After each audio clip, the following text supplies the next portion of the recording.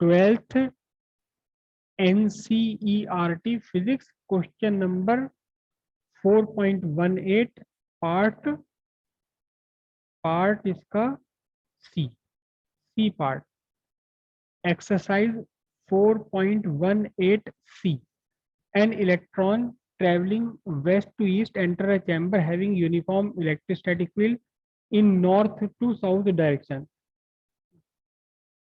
Electron का अपना motion है west to east, electric field है north to south. Specify the direction in which uniform magnetic field should be set up. हमें direction, केवल direction बतानी है किसकी, uniform magnetic field should be set up to prevent electron from deflecting from straight line पर, ताकि electron अपनी सीधे सीधे स्ट्रेट लाइन पर ही चलता चला जाए, कहीं भी मुड़े ना. दो फील्ड, दोनों फील्ड के इन्फ्लुएंस से, इलेक्ट्रिक फील्ड और मैग्नेटिक फील्ड के इन्फ्लुएंस से पार्टिकल स्ट्रेट लाइन पे चला जाए. ये वेलोसिटी सेलेक्टर की प्रिंसिपल भी है ये. ठीक है, तो क्या कहा गया है देखो. मैं पहले बना रहा हूं इलेक्ट्रिक फील्ड.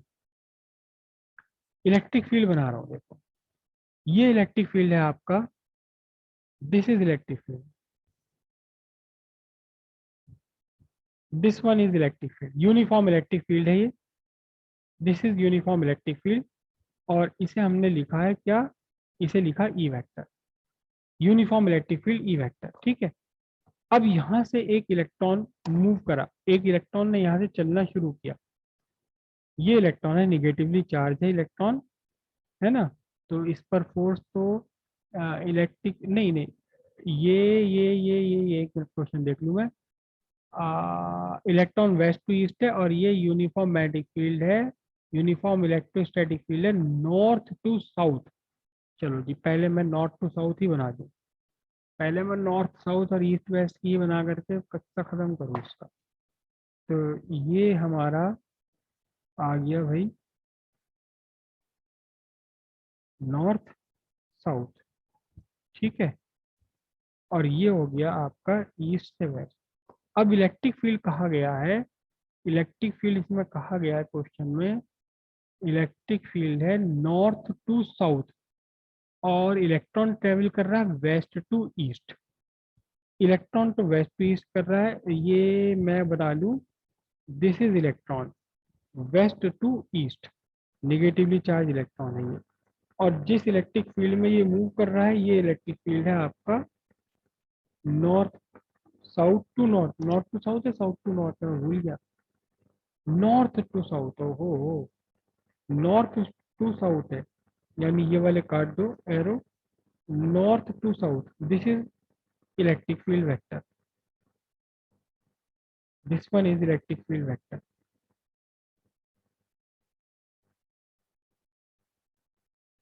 ये आपका हो गया इलेक्ट्रिक फील्ड वेक्टर. ठीक है, तो अब ध्यान से देखना जरा. निगेटिव पार्टिकल है, निगेटिव पार्टिकल पार्टिकल पर direction of Lorentz magnetic force is always opposite to the direction of electric field. तो इलेक्ट्रिक फील्ड की डायरेक्शन नॉर्थ टू साउथ है, तो इस पर एक फोर्स लगेगी, इस पर एक फोर्स लगेगी. फोर्स लगेगी कहाँ से कहाँ लगेगी, फोर्स लगेगी इस पर south to north, electric field के अपोजिट. तो अगर ये पार्टिकल, अगर ये इलेक्ट्रॉन, फ्री इलेक्ट्रॉन केवल केवल इलेक्ट्रिक फील्ड के इन्फ्लुएंस में ही होता, केवल केवल इलेक्ट्रिक फील्ड के इन्फ्लुएंस में ही होता, तो पैराबोलिक पाथ बनाते हुए बाहर निकलता, पहला इलेक्ट्रिक फील्ड के अंदर अंदर पैराबोलिक पाथ बना देता. तो ये समझो ये आपका डिफ्लेक्शन हो गया. This is the deflection, deflection due to E vector. अब क्वेश्चन में आपसे कहा गया है कि मैग्नेटिक फील्ड सेटअप करना है, मैग्नेटिक फील्ड सेटअप करना है, इस तरह सेटअप करना है कि अनडिफ्लेक्टेड निकल जाएगी. वो मैग्नेटिक फील्ड कितना भी होना चाहिए ये भी फाइंड कर लेंगे.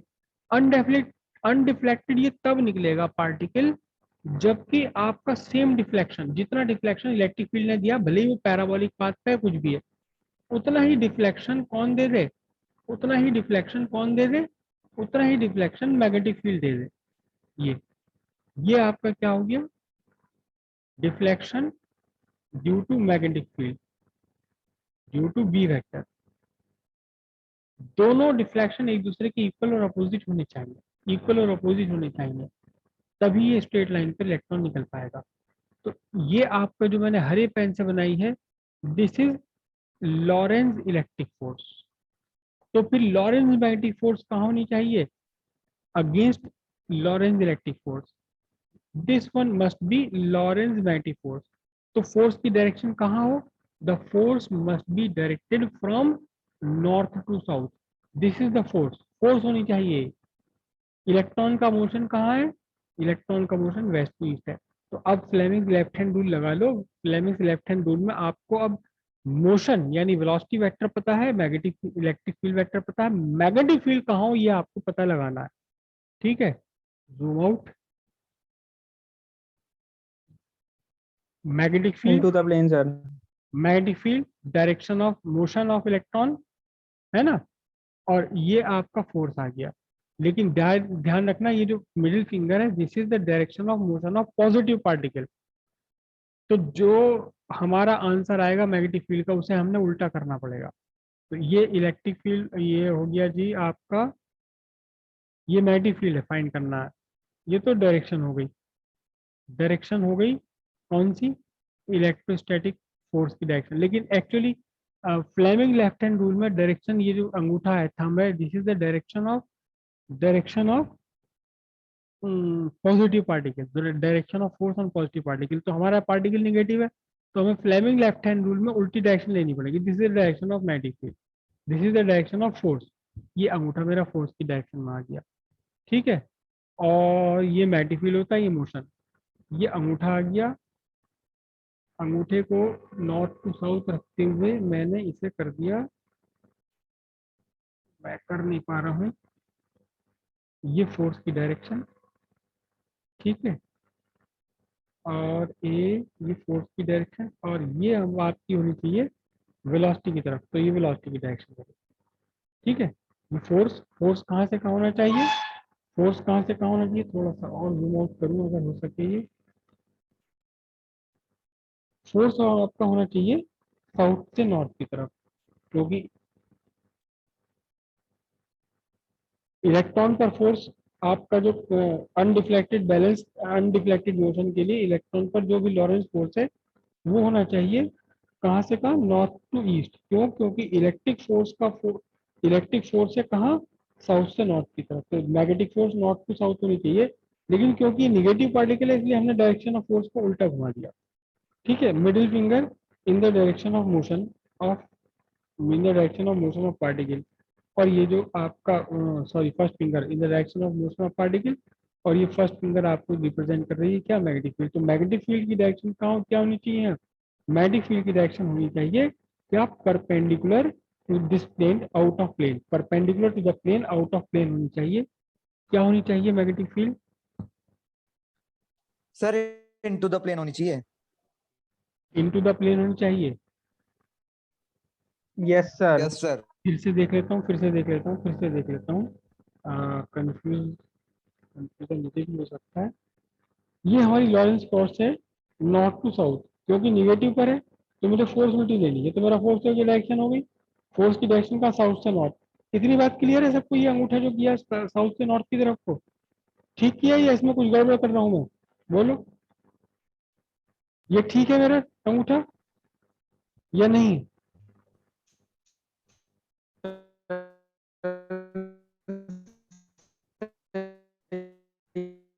नहीं सुजीत, आपकी आवाज नहीं आ रही, आवाज बिल्कुल टूट टूट के आ रही थी सुजीत, आवाज आपकी सर बिल्कुल।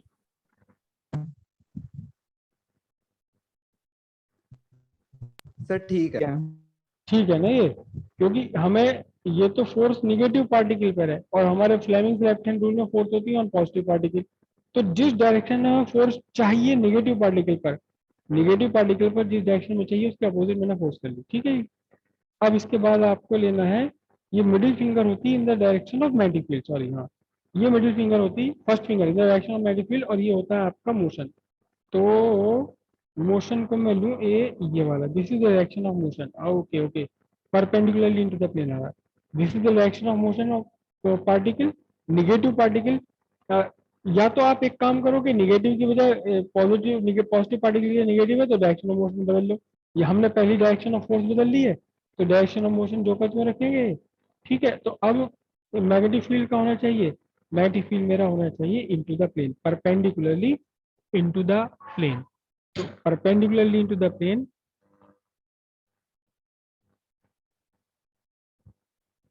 The magnetic field should be perpendicularly into the plane. तो ये this is the direction of magnetic field, this must be the direction of magnetic field represented by cross perpendicularly into the plane, ये होना चाहिए। ठीक है, अच्छा यहां से एक क्वेश्चन और निकल कर आता मुझे ध्यान आ रहा है, या तो बोर्ड का क्वेश्चन है कहीं और का क्वेश्चन है, कि अगर आपने किसी पार्टिकल को अनडिफ्लेक्टेड निकालना है in a region containing electric field, this electric field and magnetic field, तो electric field and magnetic field must be perpendicular to each other. Magnetic field और इलेक्ट्रिक फील्ड एक दूसरे के परपेंडिकुलर ही होने चाहिए अगर आपने किसी पार्टिकल को यहाँ से अनडिफ्लेक्टेड निकालना है। कोई बता सकता है इसका रीजन क्या होगा, कि मैग्नेटिक फील्ड और इलेक्ट्रिक फील्ड दोनों एक दूसरे के परपेंडिकुलर ही होने चाहिए अगर इलेक्ट्रॉन को अनडेफिनेट निकालना है, क्यों होने चाहिए परपेंडिकुलर? तभी तो फोर्स अपोजिट डायरेक्शन में आएगी सर, तभी तो फोर्स अपोजिट डायरेक्शन में आएगी। नहीं लक्ष्य, ये नहीं है एक्चुअल रीजन, एक्चुअल रीजन कुछ और है।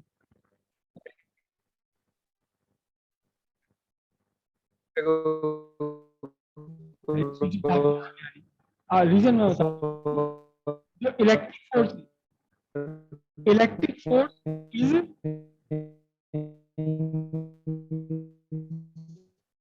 बिल्कुल भी आवाज नहीं आ रही, बिल्कुल आवाज नहीं आ रही, बस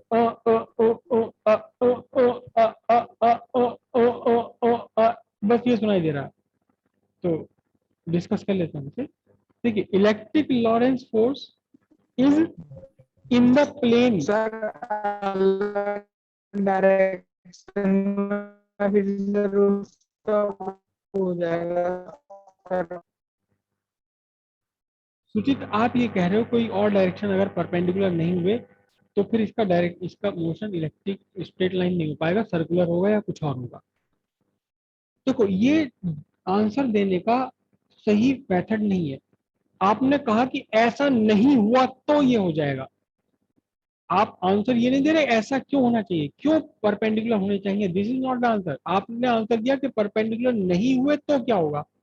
हालांकि ये आंसर भी ठीक होता है, ये आंसर भी ठीक होता है, लेकिन इस तरह के आंसर याद रखिएगा, इस तरह के आंसर आप कभी भी बोर्ड में या इंटरव्यू में तब दें जब आपको सीधा वाला आंसर पता नहीं है। आपको कई बार लाइफ में इंटरव्यू फेस करने पड़ेंगे और वो लोग ऐसे ऐसे सवाल कर लेते हैं जिसको हमने कभी किताब में पढ़ा नहीं होता, वो उनके अपने दिमाग की उपज होती है इंटरव्यू लेने वालों की। तो कई बार ऐसा होता है अटक जाते हैं, हम सीधा सीधा आंसर नहीं बताते, तब हम उल्टा आंसर बता सकते हैं। लेकिन अभी अगर हमारे पास सीधा आंसर है, इसका सीधा आंसर क्या है, the electric Lorentz force is in the plane of electric field vector, but the Lorentz magnetic force is perpendicular to the plane containing magnetic field vector, is perpendicular to magnetic field vector.